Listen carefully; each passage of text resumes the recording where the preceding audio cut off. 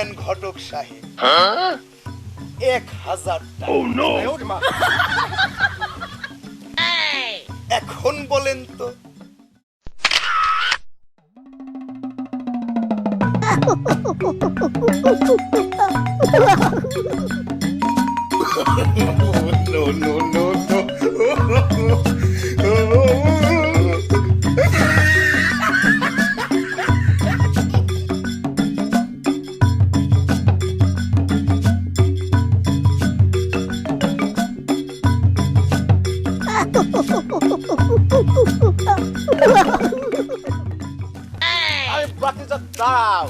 দাঁড়াও একটু।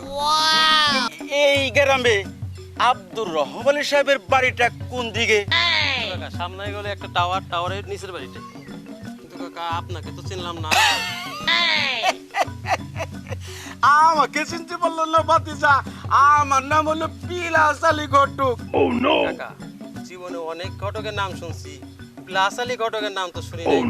ও এই কথা, বিলাস আলী ঘটক কি করে হলো?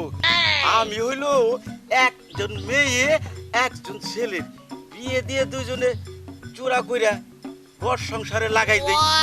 এই কারণে হলো আমার নাম হইছে বিলাস আলী ঘটক। এইবার বুঝতে পারছো ভাতিজা? হ্যাঁ কাকা বুঝতে পারছি। আচ্ছা তা জানতে। আচ্ছা ঠিক আছে।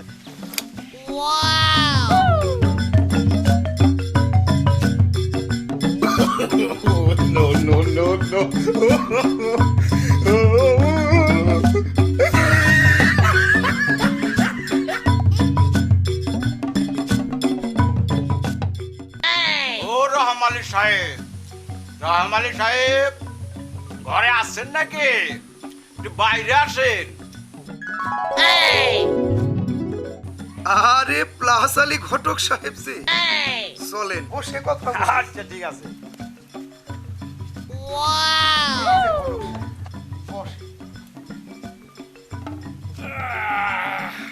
আলহামদুলিল্লাহ। রহমান আলী সাহেব, তাহলে আপনার একমাত্র ছেলেকে ডাকেন, পরে দেখে বিয়ের কথা শুরু করুন। ঠিক আছে প্লাস আলী ঘটক সাহেব, আপনি একটু বসেন, আমি আমার একমাত্র ছেলেকে ডেকে নিয়ে আসি। আচ্ছা একটু তাড়াতাড়ি করেন, আমার আবার একটু খিদা লাগলে সমস্যা হয়, পরে দেখে খাওয়া দাওয়াটা শেষ করতে হবে। যান পরে ঢাকেন। বাবা স্মার্ট, ও বাবা স্মার্ট, একটু বাইরে আসো, ঘটক সাহেব এসেছে। বলো বাবা, বাহিরে আসো।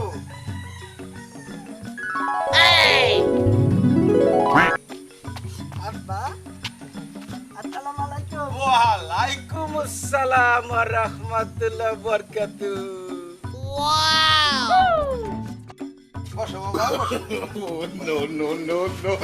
বসো বাবা।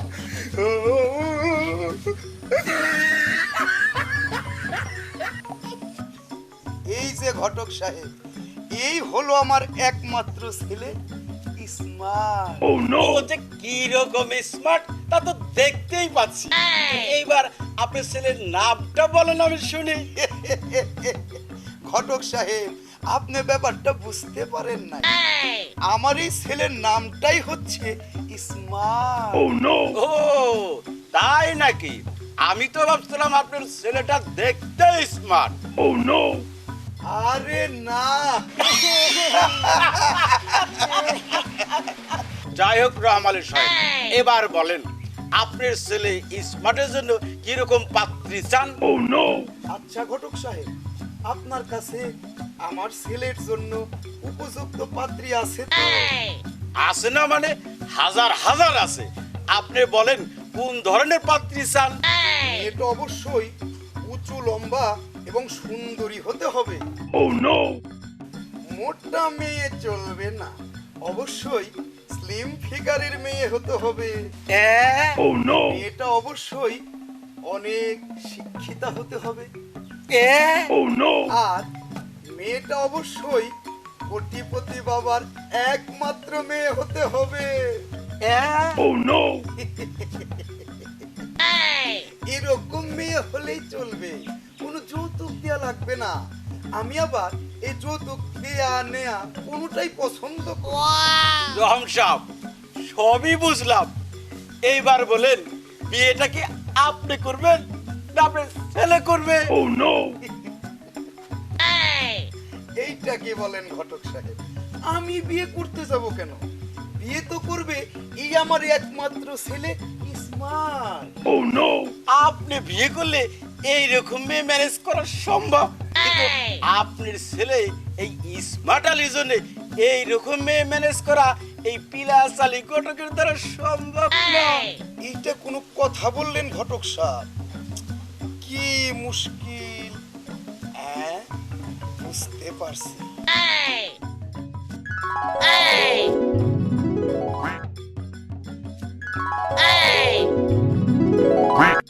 এই নেন ঘটক সাহেব 1000 টাকা। এখন বলেন তো, বিয়েটা কি সম্ভব? সম্ভব না কেন? 100 বার সম্ভব, 1000 বার সম্ভব, 1 কোটি বার সম্ভব। কি যে বলেন, এই পিলাস আলী ঘটকের দ্বারা সব কিছুই সম্ভব। আমি 15 দিনের ভিতরে এইরকম মেয়ে ম্যানেজ করে তার ছবি নিয়ে আমি আবার আসবো, কথা দিলাম। আলহামদুলিল্লাহ, আপনার কথাটা শুনে অনেক খুশি হলাম। ভালো। এবার বলেন, আপনার ছেলে ইসমাত কোন পর্যন্ত লেখাপড়া করছে? এই তো ঘটক সাহেব, লেখাপড়া তো চলছে। এখন বিয়েটা করলেই বিয়ে পাশ করবে। যাক, ভালো। তাহলে এবার ভিতরে চলেন, দেখি আমার জন্য কি খাবার দাবারের আয়োজন করছে।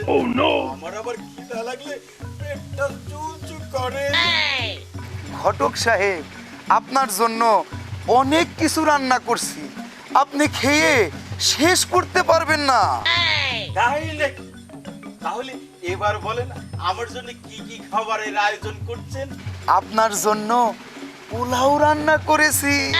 পোলাও?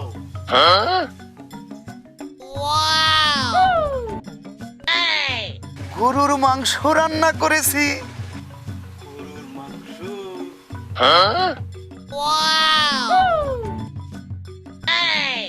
খাসির মাংস রান্না করেছি।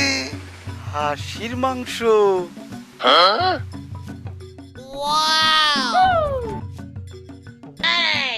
মুরগির মাংস রান্না করেছি। মুরগির মাংস?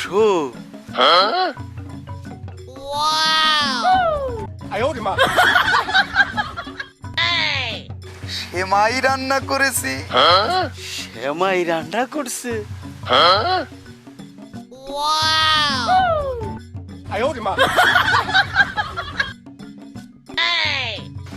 আর আপনার জন্য বানিয়াজুরির জীবন ঘোষের দোকান থেকে 1 খুঁটি দই এনেছি। দই?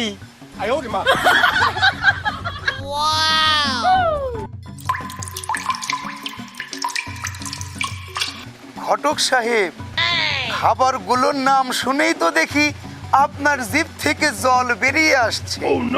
এই খাবারগুলো না খেতে পারলে কি হবে? স্ট্রোক করে মারা যাব। তাড়াতাড়ি ঘরে চলেন, এখন খাবো। আসেন আসেন আসেন। আব্বাই দোকান চেয়ে দিয়ে আইবো। 哎呦我的妈！哎呦我的妈！哎呦我的妈！